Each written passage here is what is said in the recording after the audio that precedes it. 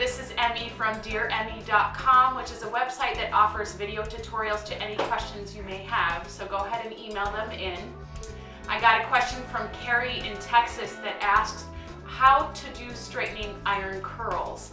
I do all of my hair curling with a straightening iron or a clipless wand from Paul Mitchell, the new Neuro line.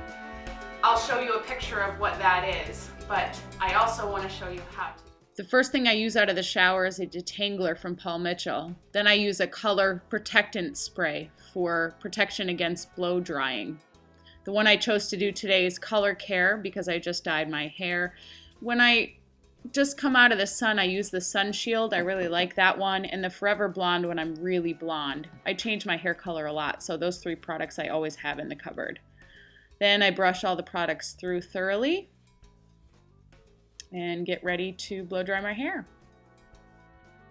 My hair is thin, so I use Thicken Up or Extra Body Daily Boost or else the Avapui Texturizing Sea Spray. Today I'm going to use the Root Booster. And this just gives my hair a little more volume at the root, especially when the curls come in and way down at the bottom. Now it's time for the Neuro Smoothing Iron. I turn it to a temperature of 390, which is the setting for thinner hair.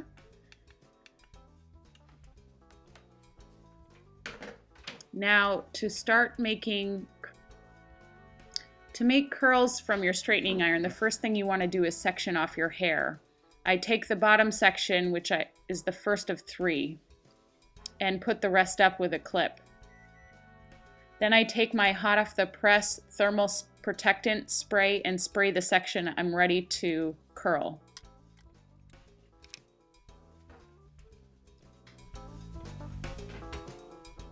Clamp your straightening iron onto the hair, twist it into a full circle so the end is hanging out the bottom and pull through. And then if you make a mistake, you can certainly do it again, like I am here. So clamp it on, pull it through, turn it over full circle so the end is hanging out the bottom and pull. And then grab another section and do the same. I try to take smaller sections. I wrap it around, pull the end through, and then pull.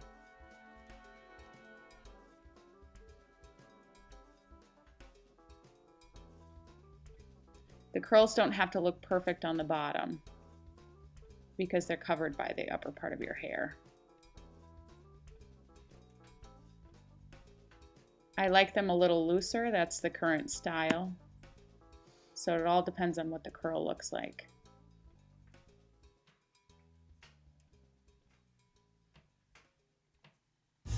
The smaller the section, I find the easier it is to pull it through, and the faster you pull it through, the tighter the curl is. So again, I'm turning the iron completely when the hair is inside and then pulling it through. Because the hair is still hot after it comes out of the iron, it is good to twist it with your fingers a little bit and hold it until it cools completely, because the iron is still working. Basically, the heat is still working on your hair even though the iron is off. And you do have the thermal protectant spray on there, which isn't, a hairspray per se, but it does help hold that curl. So twist it, put the hair in the iron, twist 180 and pull through. So that section of hair that's hanging out of the iron should be facing down when you're ready to go. Some are easier to do than others. And if you have a hard time, like I said, this is not a perfect science. You can always redo any section. I usually make sure it cools completely before you redo it, because you don't want to burn your hair off. Let's fast forward a bit so you can see what's next. Next, I use my Stay Strong hairspray to spray the sections that I've curled so that they stay. I just try to get a good once overlay over the hair. Then I section off the middle section and get ready to curl that. I don't really have a rhyme or a reason for which way to curl except for on the top layer, which I'll show you in a little bit. I just kind of randomly do it in the bottom and the middle layers. Also, I am right-handed, so I do curl my hair such that it favors my right hand. I don't have a specific hand that I use or a specific way that I do it, whatever feels right to me. As long as you are taking the iron, putting it on the hair, twisting the hair 180 so the end of the hair ends up facing the floor, you should be successful. And after that, it's just a matter of practice and how tight you want your curls, how big of sections you want to use, etc. Now that I've done the middle section, I can spray it and get ready for the top section. The top section's where you really want to be particular about the curls. The bottom and middle sections you don't have to worry as much because they're covered. I like to split my top section into two parts on the heavier side of the part. As you can see, I'm doing that here, and I'm clipping up the very top of my head.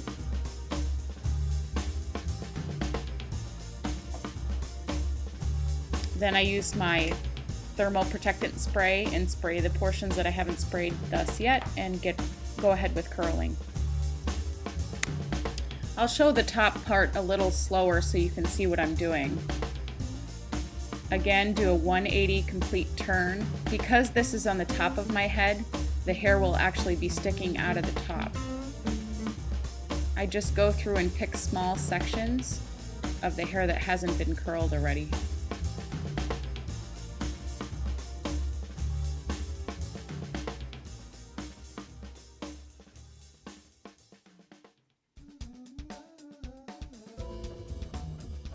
The pace at which you pull the iron will determine how big or small the curl is. The faster you go, the tighter the curl is, and the smaller the section, the tighter the curl is.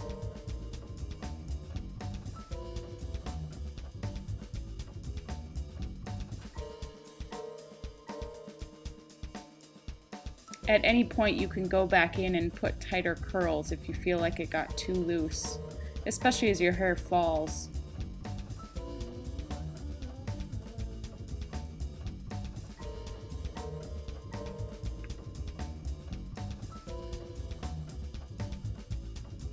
Keep in mind that to keep this look updated, you have to make sure the curls are not too tight. Think of Kelly Ripa's new hair and Nicole Richie.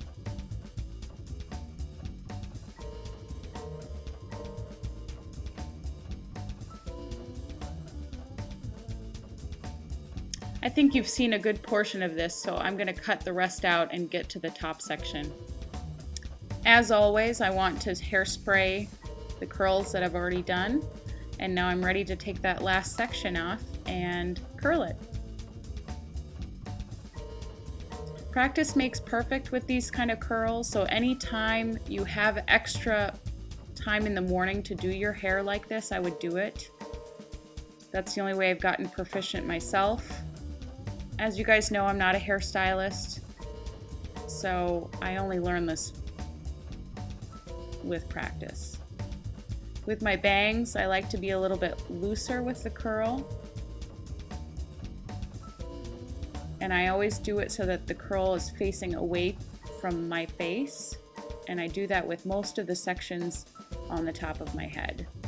So if you turn the iron away from your face, that's the best way to make sure the hair isn't always falling in your eyes and it gives a nice curl.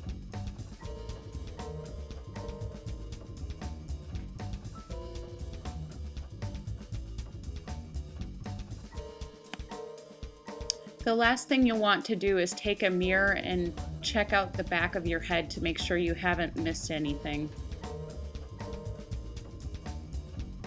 And keep in mind that your curls will fall throughout the day even though you're spraying them. So if anything looks too tight, you can kind of work it. Obviously, the last thing I finish out with is the Stay Strong hairspray all over. Sometimes I even spray a little at my fingertips and scrunch up through my roots. Since I've had some practice, it doesn't take me as long as it used to complete a full head of curls, but the two big points for time management are that the bottom layers of the curls don't matter quite as much as the top. So if you're going to concentrate on any one area, it would be the top section because that lays over and is completely visible. Also, don't forget to check the back of your head with a mirror to make sure that you didn't forget anything. You always make mistakes, so go ahead and redo a piece, but make sure that you let that piece cool down before you put the iron to it again. We don't want any disasters. I hope you enjoyed this video tutorial, Carrie and everyone else, and let me know if you have any other questions.